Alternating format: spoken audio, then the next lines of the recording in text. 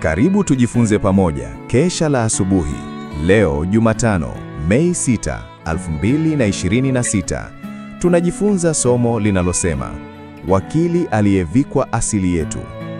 Fungu la leo linatoka katika kitabu cha kwanza Yohana 2, mstari wa kwanza. Linasema, watoto wangu wadogo, nawaandikia haya ili kwamba msitende dhambi. Na kama mtu akitenda dhambi, tunaye mwombezi kwa Baba, Yesu Kristo mwenye haki.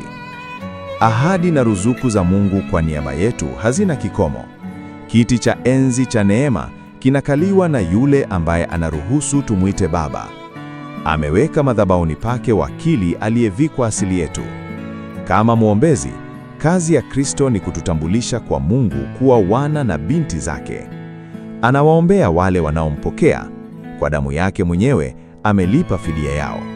Kwa stahiki ya wema wake, anawapa uwezo wa kuwa washiriki wa familia ya kifalme, watoto wa mfalme wa mbinguni. Naye Baba anaonesha upendo wake usio na ukomo kwa Kristo kwa kupokea na kuwakaribisha rafiki za Kristo kama rafiki zake. Ameridhishwa na dhabihu iliyotolewa. Anatukuzwa na kufanyika mwili, maisha, kifo na ufufuo na upatanisho wa mwana.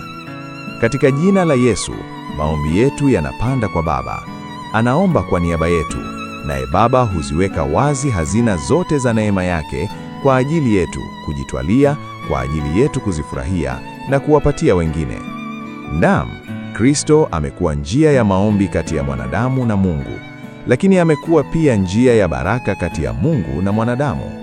Usisahau kufollow, kusubscribe, kulike, kushare na kucomment kwa jina la Mpakani SDA Church kusaidia ujumbe huu kuwafikia wengi.